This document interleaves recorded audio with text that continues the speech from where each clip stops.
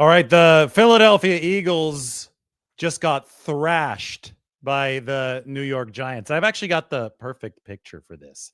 You guys have to give me 1 second. I have another really good image. I'm texting my Giants fan friend, Jason. I said, dude, Giants. And he's like, yeah, I can't believe it. This is dangerous. The worst thing that can happen for us Giants fans is hope.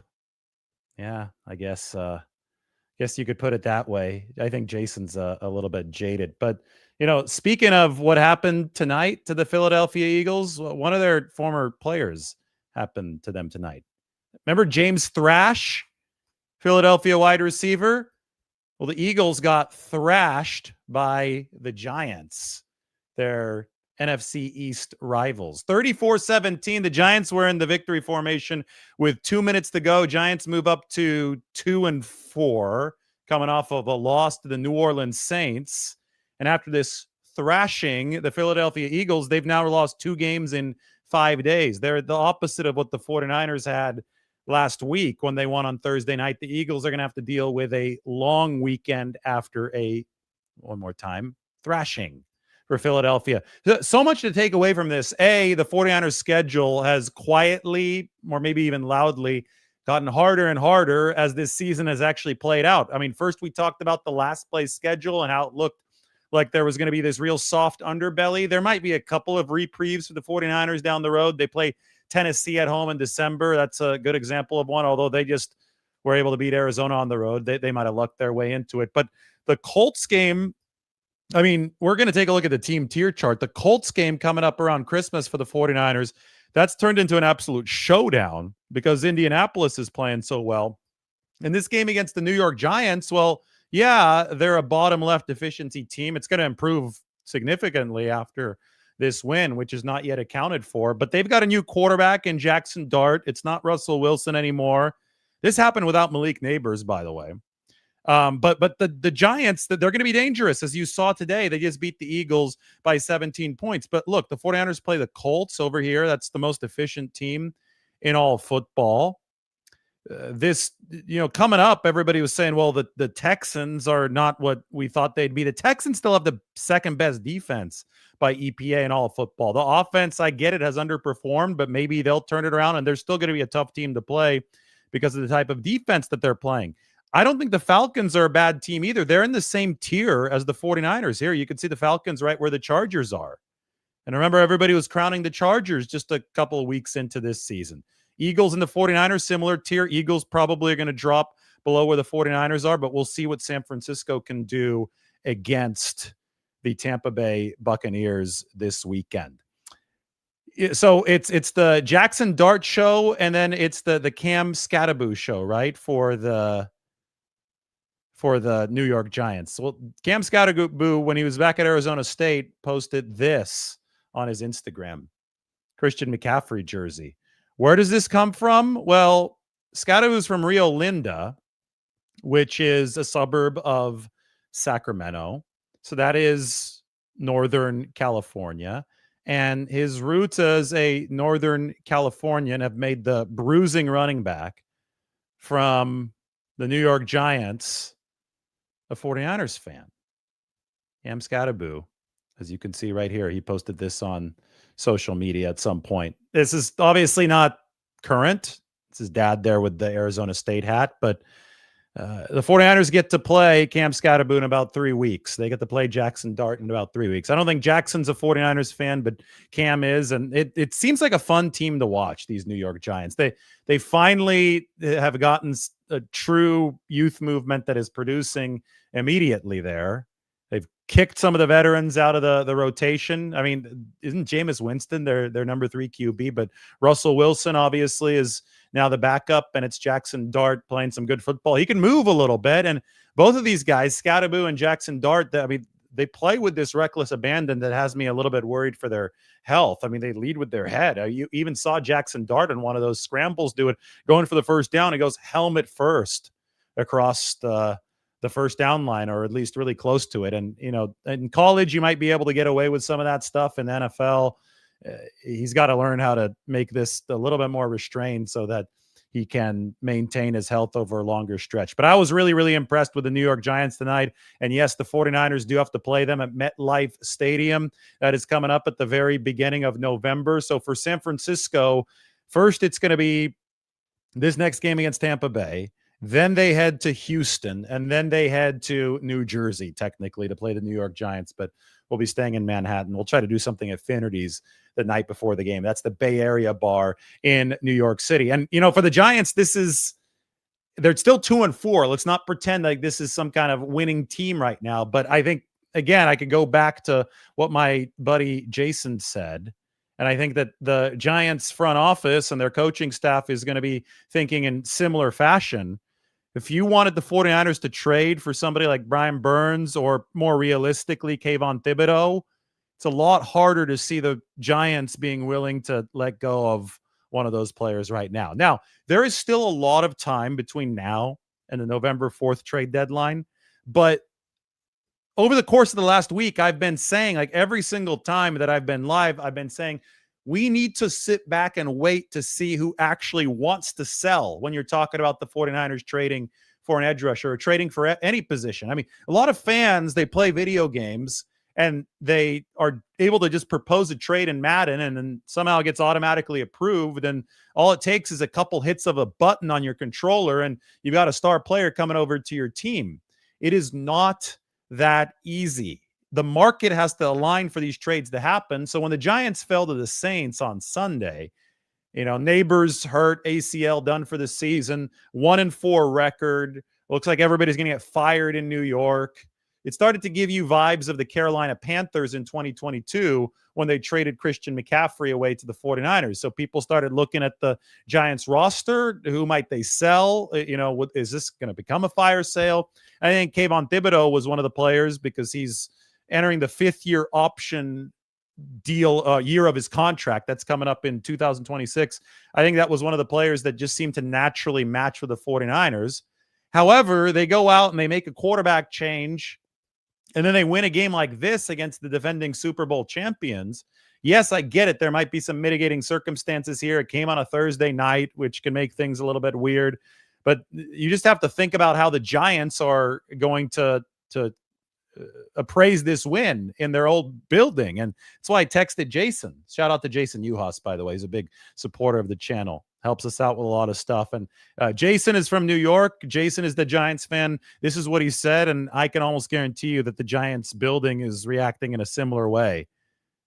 By that, I mean, they have hope. And if they have hope, then it becomes much less likely that they're going to trade away one of their promising young players. Kayvon Thibodeaux was rounded out into a nice 3-down defensive lineman for the Giants. It was fun to watch him out on that field today. I will say, though, that this works both ways. It still is October 9th. So even though the Giants have won tonight, there still is a whole heck of a lot of time for them to lose a couple games and be like, oh, well, maybe we do have to course correct. Like this NFL reality can change at the snap of a finger. So right now you've got a team like the Cincinnati Bengals who aren't doing well, who have won 2 games. They're 2-3, but have lost those 3 in a row, who are not in sell mode, who decided to go out and trade for Joe Flacco, a quarterback, to try to save their season, who probably are going to lose this weekend against the Green Bay Packers. And then they've got a game against the division-leading Pittsburgh Steelers. That's a Thursday night game. That's coming up in 2 Thursday nights. Actually, that's coming up next week. Wow. By this time next week, we're going to know if the Bengals did indeed lose 2 games in a row, because I don't think that they're beating Green Bay. But anyway, all this can happen really quickly. 7 days from now, I could be sitting here doing a live at this very time, and we could be saying, ooh, the Cincinnati Bengals, who just bought this week on the trade market, who just traded for Joe Flacco at 2-3, they could be looking at an entirely different reality. In fact, I predict they'll probably be looking at that reality at 2-5. We'll see what happens next for the New York Giants, but a win today definitely, I think, at least staves off some of the sell talk for the time being. And ultimately, you just have to go back to the team tier chart to project what might happen. Now, this is always complicated, though, when there's a quarterback change, like there has been with the New York Giants, because who are they with Jackson Dart? Are they a team right here in the middle of the pack? It certainly looked like they're better than these Philadelphia Eagles. But, we should also need to talk about Philly's problems. because this is the defending Super Bowl champion, one of the chief rivals for the 49ers in the NFC. I mean, it was just on Sunday, just 5 days ago, that I was watching that Philly-Denver game. They blew the lead late to the Broncos, and once the Eagles lost, they said, okay, well, the 49ers now have the best record in the NFC because they are tied with Philadelphia. Now they have a better record than Philadelphia. And, you know, one of the Eagles' big problems this year has been they weren't able to really run the ball entering this week. I think they ran it a little bit better, but then they fell behind against the Giants. Saquon's numbers entering this game were very similar to Christian McCaffrey's, just over 3 yards per carry. The difference between the Eagles and the 49ers was that the 49ers actually had good quarterback play. The Eagles don't have good quarterback play. There's no way to beat around this bush. Jalen Hurts targeting wide receivers over 10 yards downfield is number 35 in completion rate, 35.7%, number 30 in accuracy. Hurts playing from the pocket is a problem. It's a problem of sustainability for this Eagles offense, because what you see in San Francisco is a rushing attack that's been focused on by opposing defenses, that's struggling to get going without George Kittle. But what have the 49ers done given this crisis? They've said, fine, we're just going to throw the ball 40.4 times per game. We have 2 quarterbacks who are good enough to do that. Now, it's not sustainable for San Francisco. Both of their quarterbacks are hurt now, even though they think that Mac Jones is going to be able to play on Sunday. But they can't keep on doing this game after game. They're going to have to find a way to get the run game going. But most teams who have run into the type of issue that the 49ers have, not being able to run the ball, most teams lose the majority of their games when they're throwing over 40 times a game. 49ers are winning. The Eagles right now, especially over the course of the past 5 days, which have featured 2 losses, have really experienced the pain that goes along with having a quarterback who's not good at the traditional things that quarterbacks need to do while having a poor rushing attack.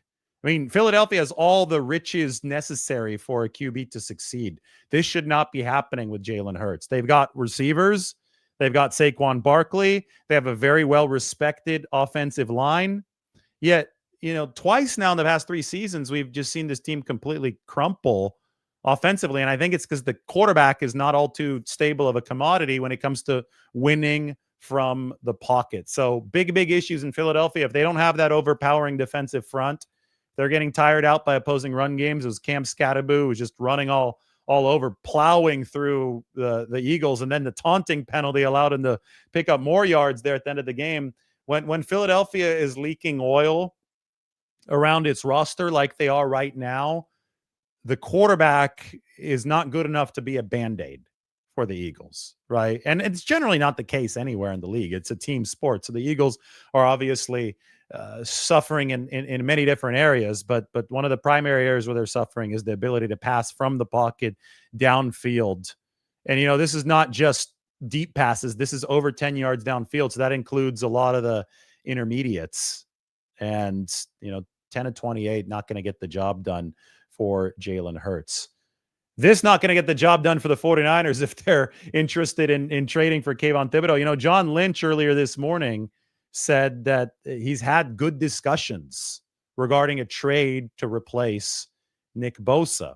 I've never heard John Lynch be so candid about his intentions to trade for somebody. The 49ers obviously want a defensive lineman or maybe multiple defensive linemen to help pick up the slack after the big loss of Nick Bosa. And I think that's something that is almost necessary to put the 49ers into a better position on this tier chart. They've got to get the defense further up. They've got to get the offense healthy and further to the right. Now, both units are going to be returning players this weekend against Tampa Bay. So naturally, as the 49ers get guys back over the next couple of weeks, maybe they can get the diagonal move up and to the right.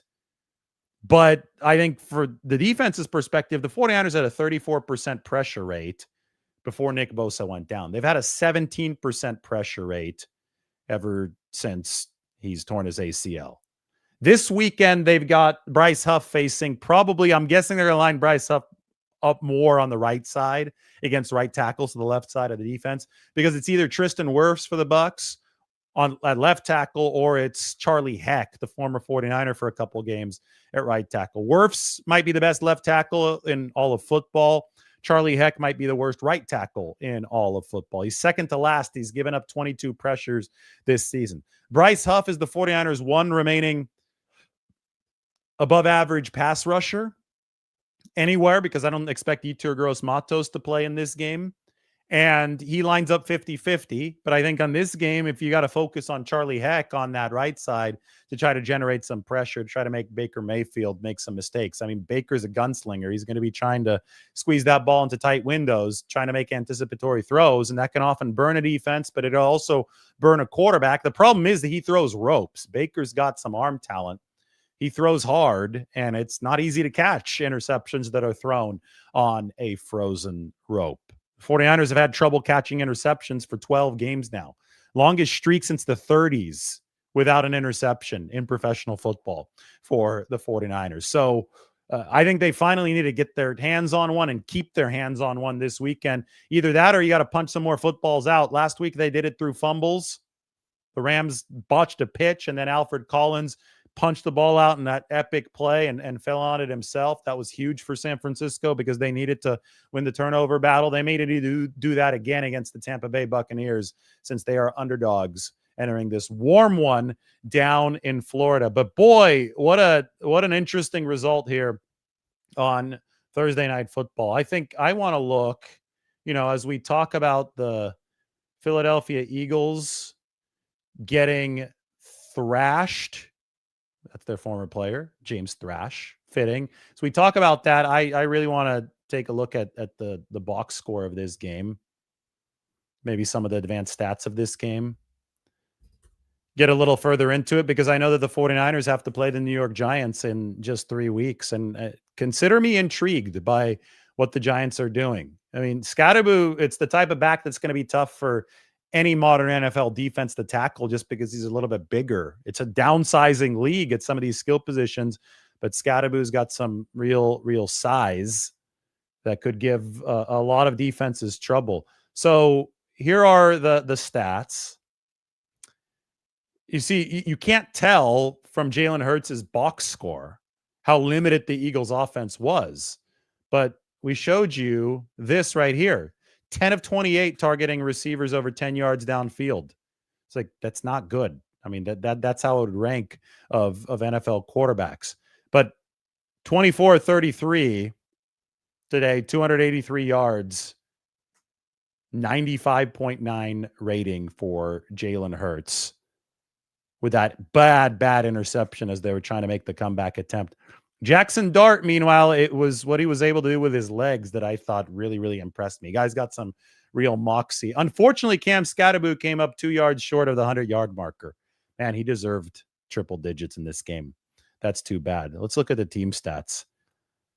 Eagles 6.1 per play. The Giants 5.5 per play. So it's not like the Giants blew them out of the water efficiency-wise. Philadelphia even had more per play there, but the turnover really did the Eagles in, and the Giants were just a more well-rounded team today. It was really interesting to see an NFC East rival, especially one that's been just dawdling around the cellar of that division, take it to the defending world champs. And before the season, they lined the schedule up so that the last place teams from each division get to play each other.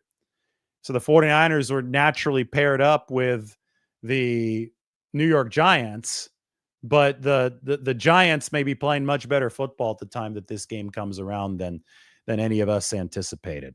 Thanks to many people, thanks to Jackson Dart, but also thanks to the former 49ers fan, Cam Thibodeaux. All right, I'm ready to answer some questions. This is a nice, fun Thursday night reaction show. We'll see if Mike has anything to say in the chat. He said, the Giants are a fun team. They won't trade Kayvon Thibodeaux. They have him under contract for another year. That's right. They picked up his 5th-year option for 2026. He's under contract for about $15 million.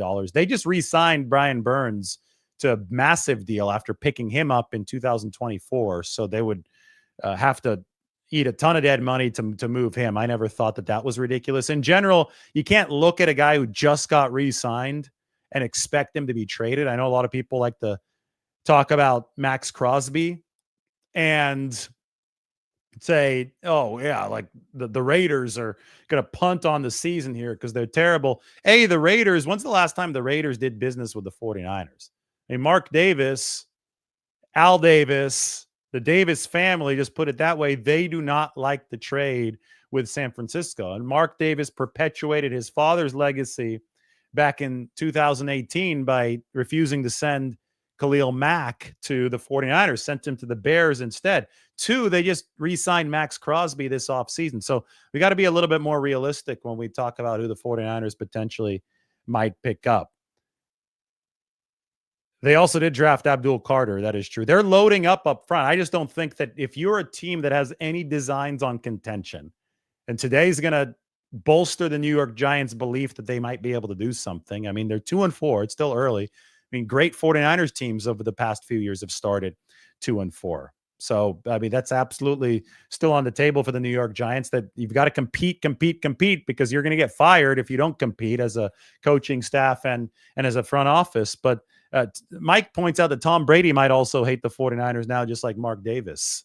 Tom, obviously not picked by the 49ers, not drafted by the 49ers, and from the Bay Area, grew up a 49ers fan, but maybe now that he's involved with the Raiders, he wants to take it to San Francisco and be unwilling to trade with them. I still think that at end of the day, and by end of the day, I mean end of the month, once October is fully under our belts, this XY chart is going to come to fruition. And you see the worst teams on here are the Bengals and the Titans.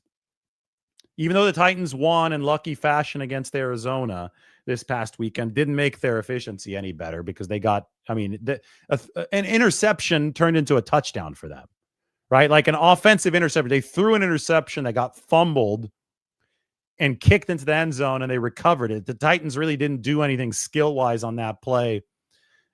Positive. It was a negative. Cam Ward threw a pick, but that turned into a touchdown that allowed them to win the game. Amari Demarcado, the Arizona running back, dropped the ball a couple inches shy of the goal line after what should have been a 60-yard touchdown pass to give the Titans another reprieve. Bottom line is the Titans are terrible. I expect them to continue being terrible. And I think that they wouldn't be foolish to think about shipping Jeffrey Simmons, their really great defensive tackle, off to another team. And you know who could really use Jeffrey Simmons? Who could use any boost along the defensive line? The 49ers, if they decide to swing a bigger move. Also, the Bengals, who are in the same spot as the Titans on this graph, even though they just traded for Flacco, who's the second worst quarterback in football so far this year by QBR. I expect them to continue losing.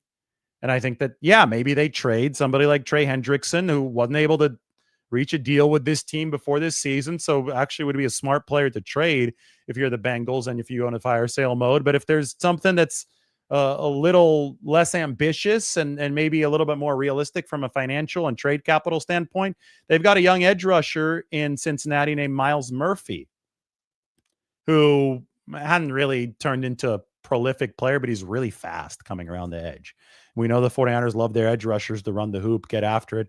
So maybe the 49ers can be interested there. Maybe somebody like Bradley Chubb in Miami. Things are not going well for the Dolphins. Becomes an opportunity. Ravens down here looking absolutely terrible defensively. We should also entertain the idea of them potentially selling at some point. But for some perspective, it is October 9th right now. When the 49ers made the trade for Christian McCaffrey in 2022, it was October 20th of that year.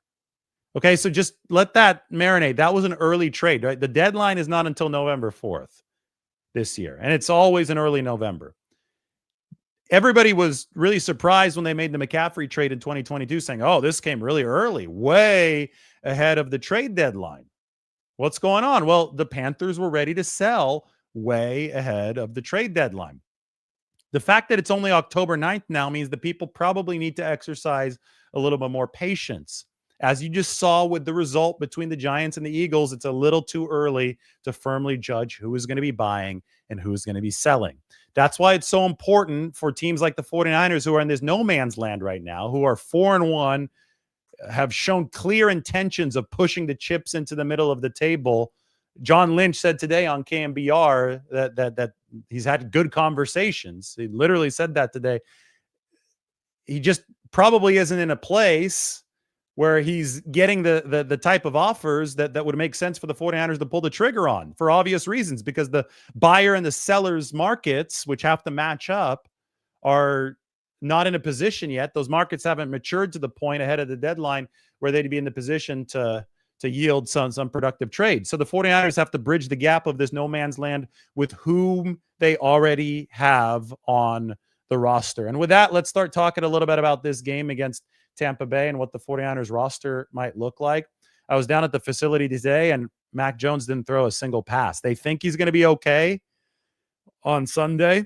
I don't know if that means painkillers for Mac Jones on Sunday, but he couldn't throw today at practice. So we're going to have to put Mac Jones back into the injury shading here on the 49ers roster. He was throwing a lot more on Wednesday, but I'm going to take Mac off of the healthy list for San Francisco now. In the event of emergency, Adrian Martinez is now on San Francisco's 53-man roster. Nice little pay raise for Adrian Martinez, who had been on the practice squad. You're making a max of about $200,000 to $300,000 a year on the practice squad, closer to $1 million a year on the 53-man roster. 49ers have a healthy running back room and a healthy offensive line.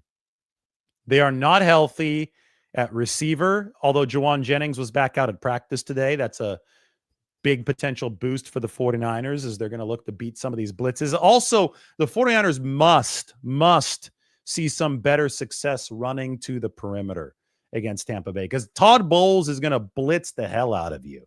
He blitzes a lot. Now, you saw it with Seattle. Go watch the tape. The Bucs were able to blitz.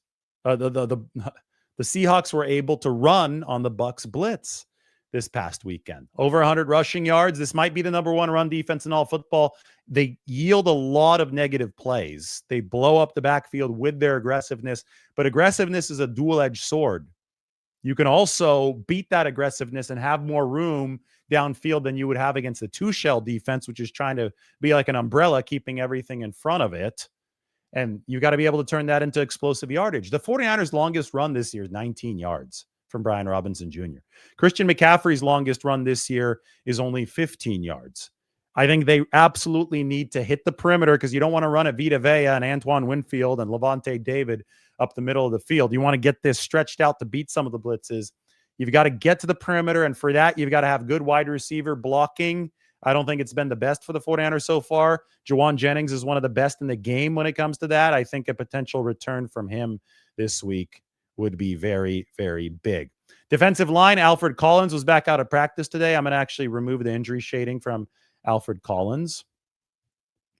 Let's hit the reset. We got to go here. Yeah, let's hit the reset button there. Kalia Davis is playing with a club, so I'm going to keep the injury shade on for him. Good news, though, for the 49ers is that Kevin Givens is back out at practice. Got the chance to talk to him a little bit in the locker room today.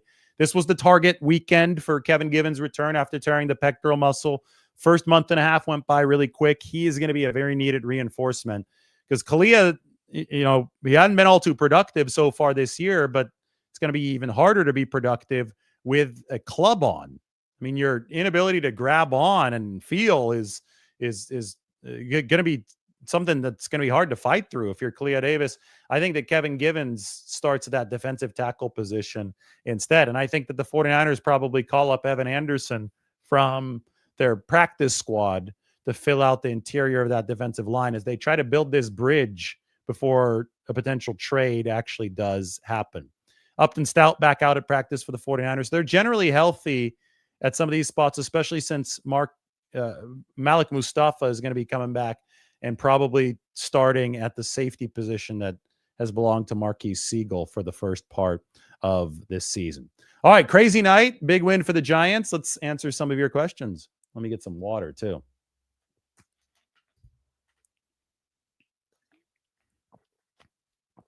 Do the 49ers own the NFC now? Not yet. I mean, you're playing another 4-1 team on Sunday in Tampa Bay who's favored over you. So until you'd be the favorite over any NFC West or any NFC team, on any given Sunday, you don't own the conference. The Bucs are favored over the 49ers on Sunday. My prediction's coming out tomorrow. Should I pick the 49ers to lose again? I'm having a really tough time with this prediction, guys. Give me a thumbs up or a thumbs down. Should I pick them to lose again? Obviously, when I've picked them to lose, the prediction has not aged well. Should I pick them to win this time? It's been a tough season to predict because the 49ers have been defying so many of the mathematical realities of this league. And of course, the Lions also still do exist. I think that the Lions, what they've done so far this year, I mean, let's look at this again. Let's go back to the team tier chart in the NFC. The Lions and the Packers are at the top. Now, the Packers have beaten the Lions. I get it that it was week 1, but the Lions have a better defense than Green Bay. I think that it's weird with Green Bay because they should be better defensively than they've been. They're at the same efficiency level, as you can see on the vertical axis, as the 49ers. And it's like, come on, guys. You traded for Micah Parsons. You can't give up 40 to the Cowboys in a tie. So right now, yeah, I would say that the Lions and the Packers at the top, and let's give the edge to the Lions. 49ers have beaten the Rams. 49ers have beaten the Seahawks. Those are the two of the three NFC teams in this tier. Now they get to play the Bucs. Can they also beat the Bucs?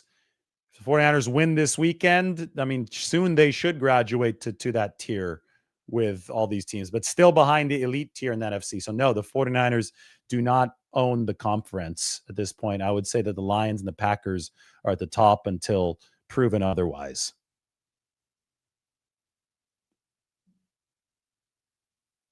See people saying, pick them to lose.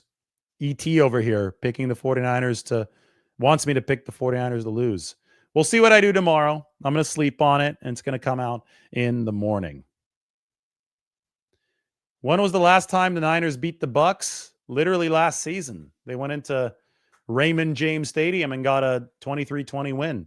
The 49ers have beaten the Bucs in 3 straight seasons, actually. 2022, Brock Purdy's first career start against Tom Brady. 2023, 49ers beat Baker Mayfield and company. Big bomb from Brock Purdy to Brandon Ayuk. 2024, in Tampa, hot day. 49ers still wearing the home uniforms because of the heat. The Bucs picked the whites, and the Bucs are going to pick the road whites again for Sunday, although it's going to be later. Nice advantage for the 49ers is that game got pushed back into primetime, 4:25 p.m. Eastern, so it's actually going to be dark by the time that game ends in Tampa Bay.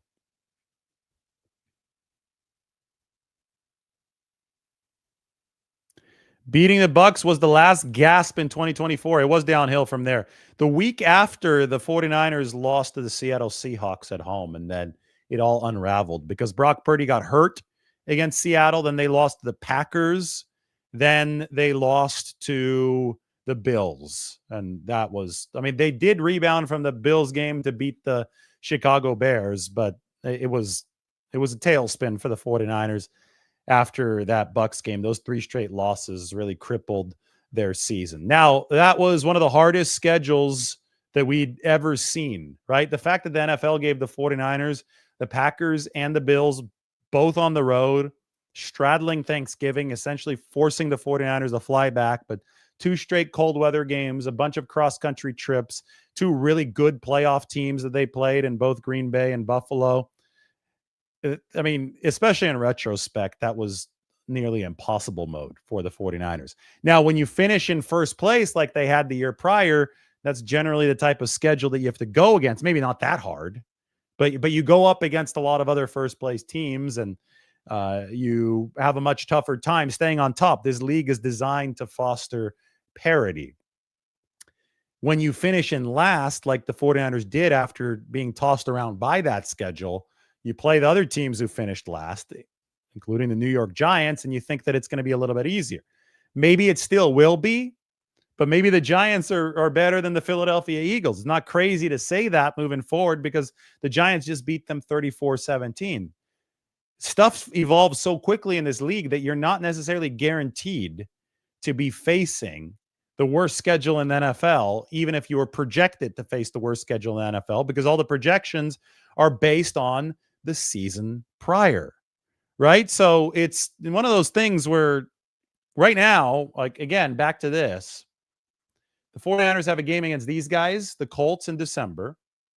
The 49ers play the Bucs, who I don't think a lot of people said that the Bucs were going to be at this tier. I think maybe, but they didn't think that the Bucs would be favored over the 49ers. Yes, they are favored over the 49ers. They play a team in the same tier as the Texans. I don't think that's all that surprising. I think the Texans actually are surprising in the reverse direction now. I think that they're, it's like a backdoor cover for Houston. They had slipped under the radar because they started poorly with a couple of those losses. CJ Stroud was playing really bad, but they have a very, very potent defense that's going to give San Francisco all that it could handle on the road in Houston in just a couple of weeks. I think that the Seahawks are outperforming the expectation. They're number one in DVOA, actually, because they're special teams. Special teams is not accounted for here.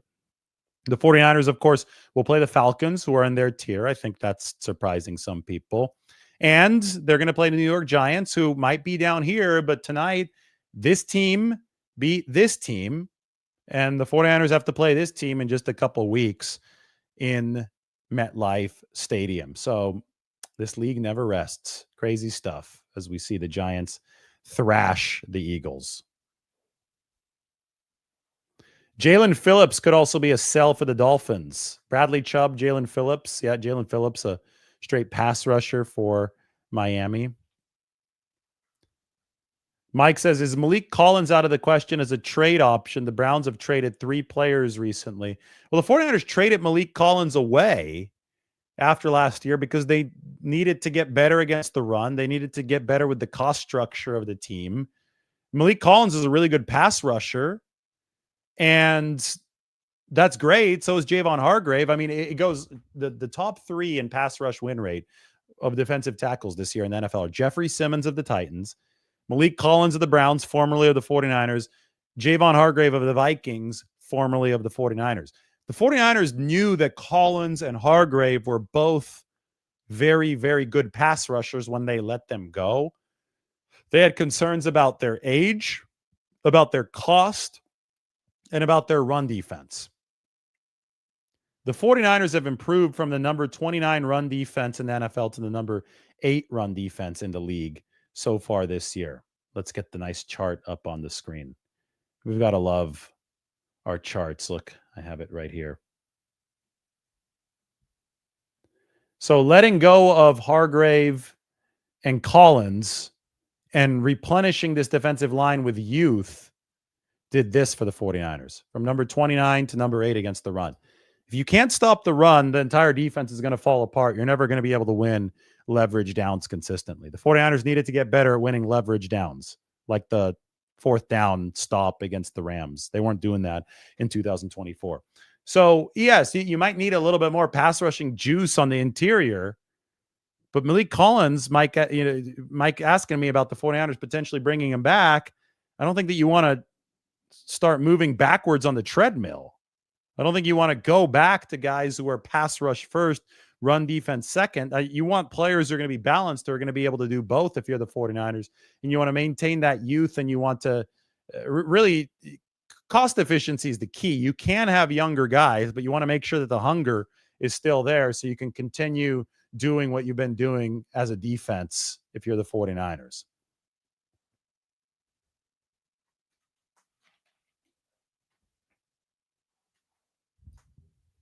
A lot of people complaining that the 49ers didn't draft Cam Skattebo. I mean, Skattebo's a really good player. Don't get me wrong. They would have had to draft him at around a number 100. Are you seriously complaining that the 49ers drafted Upton Stout? That was pick number 100 for the 49ers. He looks like he's going to be a really good player for San Francisco. The draft is the ultimate crapshoot, and these what-ifs have just got to stop. Like, especially when the 49ers picked somebody who's performing well and starting for them as a rookie at a position that they needed much, much more than running back. I mean, fans and media, too, can be such prisoners of the moment. It is absolutely crazy. Mike just texted me saying the NFC is wide open. Sure is. That makes me very, very excited. It was really, really cool to see the New York Giants finally get that commanding win today. Jackson Dart, Cam Skattebo. The Eagles are in some trouble. Their quarterback is not very good from the pocket, and Jalen Hurts, and They don't have the super team that they did last year. I think that's, you could say, a little bit of a Super Bowl hangover for the Philadelphia Eagles. Anyway, the NFC East just got more interesting. The NFC just got more interesting. 49ers schedule's getting harder, and probably no trades for Kayvon Thibodeaux coming up, because the Giants, they've got hope. Again, you can go back to what we began this show with. Hope for the New York Giants. It's a dangerous thing for them, and it's probably not a good thing for the 49ers if they wanted to trade with the Giants. Everybody take care. It's been a fun Thursday night.